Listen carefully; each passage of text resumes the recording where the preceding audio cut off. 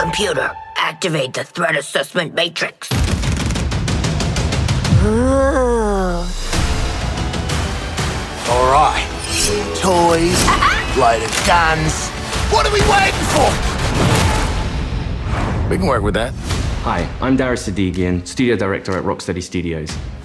In our last episode, we talked about how Suicide Squad Kill the Justice League allows players to customize each character and their playstyle through story-driven mechanics. Man, if you gave me 5 minutes in there, you'd have the world's authority on microtech and all my inventions. Aw, he's so sweet. He's not gonna make it. The Suicide Squad gave us the scope, the narrative, gameplay, and then the idea of being able to expand that, be able to take this further. It's going to feel completely fresh. In that spirit, we want to deliver totally new content at no cost for those who purchase Suicide Squad Kill the Justice League. We're back in business. All right, let's steal their shit. Today we'll discuss customization options that draw from the full spectrum of DC Comics. You'll see emotes, rival taunts, outfits, and more. We wanted to have a game that was very focused, but this time we really want to expand out with being able to dynamically update, add new content, take on feedback, and evolve the game over time. For the first time ever, we'll give you a preview of what's to come after the credits roll on our main story campaign. We always designed the game in a way that we really wanted it to be accessible for everyone. And for those players that want to delve even deeper into our gameplay and into our systems, it really is about delivering new places to explore, new worlds to be in, new stories, new characters, and creating unique ways for you to play. We're gonna give you the content you love. Speaking of, what are you doing, mate? I'm smiling. Let's dive into Suicide Squad Insider Episode 3. Welcome to Task Force X. From the onset, Suicide Squad, being a squad, felt like the right fit for the kind of game that we wanted to make. You get to play with friends, you get to play on your own, but while you are playing on your own, you're playing with the squad, always. Every aspect of our games, we always look at it through the lens of Rocksteady's treatment. And that just doesn't stop at gameplay, that doesn't stop at story. When we're looking at the social features that we've really introduced into Suicide Squad, it has Rocksteady's approach. What do we think players will have fun with? This game has the mechanics to play kind of socially competitively, like none of our games have previously, and it really fits the characters of the squad. With multiplayer, we're leaning into the competition within the squad to show off your skills, show off your mettle, be the best one. I'm a freaking superstar. The squad are working together under duress. And so it's fun to add in mechanics to encourage the players to behave in the same way. So a lot of the time what you'll actually be doing is trying to get the highest score, which luckily helps you all complete the mission, but the best player in any mission becomes the squad leader in multiplayer for the next mission. How great was I? We have leaderboards for solo play, for playing with one friend, two friends, or a 4-player squad. You're competing with everyone across the world. Cross-platform, it is the best of the best. Think you're hot shit on toast, but you're cold fart on bread. Did you see that? Tell me you did. I was like, how do you like that? Precisely. Outstanding!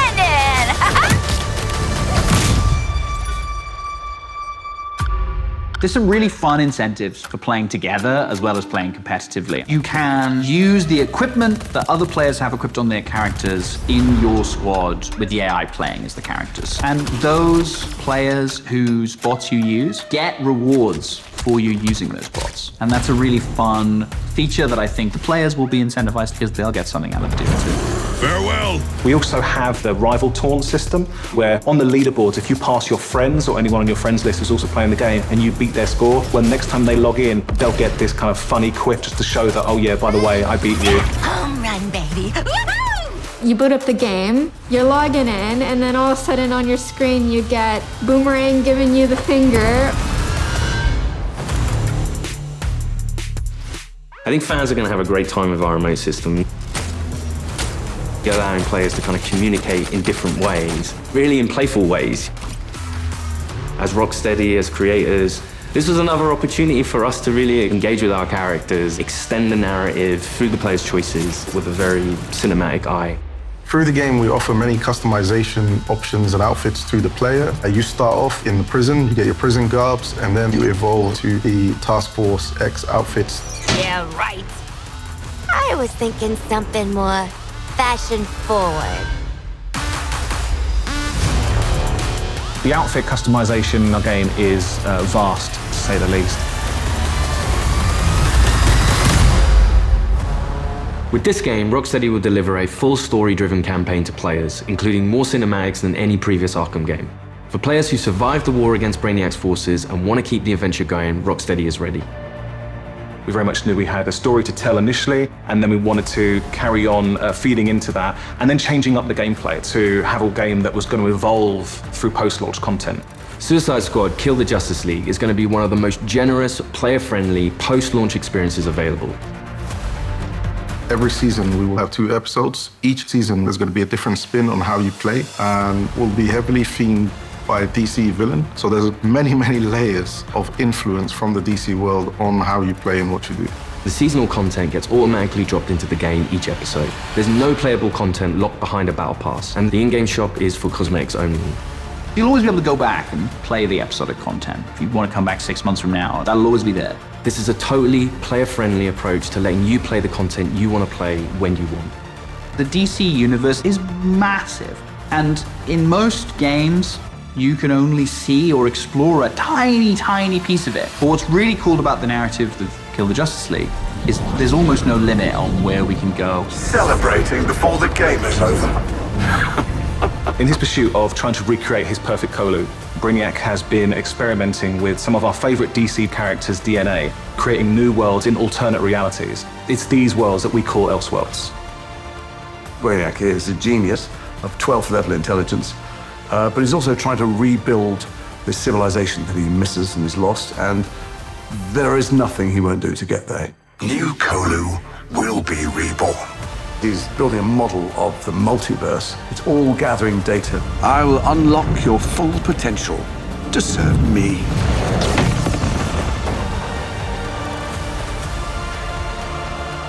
There's different versions of everybody in different universes, and their timelines have just diverged at some point. We've got lots of amazing characters coming up in seasonal play that I'm really excited for players to meet. And the Elseworld Principles gives us lots of flexibility and lots of room to put our own spin on them.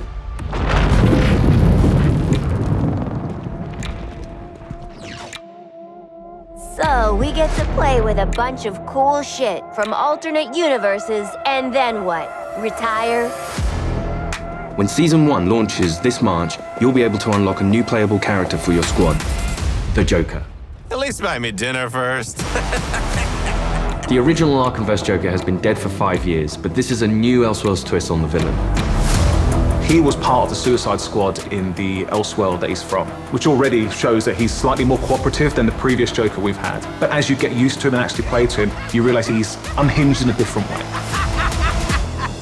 Not only has he got to figure himself out, but he's figuring out his place in this new world and this new squad. He hadn't reached supervillain status before Brainiac invaded, so, he's still a bit less experienced.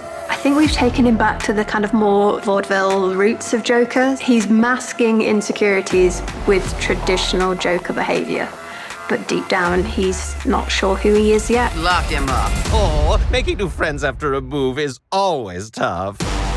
As your mission expands deeper into the lore of the DC universe, this new version of the Joker will join your fight with his unique combat, traversal, and weaponry. His traversal is all based around a rocket-powered umbrella, which he can blast himself into the air, and then uses that to glide around, and then he can actually flip that down to grind along buildings, knocking enemies out of the way.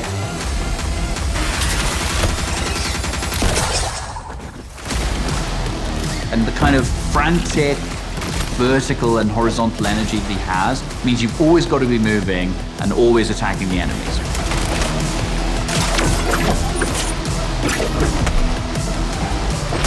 The Joker is only the first of the new squad recruits you could meet through the ongoing additions to our game. Over time, we can build up a library of characters that DC fans might not have expected to see in a video game, like a regular comic book release. I look forward to when the next issue's coming out. And in the same way, I hope people will look forward to the next episode from us. Whatever it is, I'm down. New environments, new characters, missions, challenges, gear, and more. All of this free content comes for players who own the game. We can't wait for you to see what the future holds. With Elseworlds, the possibilities are endless. How do you like that?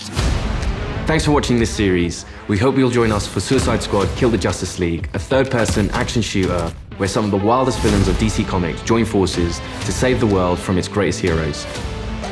No, that's mental. We're not doing that. God help us. Yeah. I think players are going to be surprised about the depth to which they can craft a character. It comes back to player choice and player freedom. Everything from melee strikes into gunplay, which you could then go into a traversal attack. All of the combat moves flow seamlessly into another.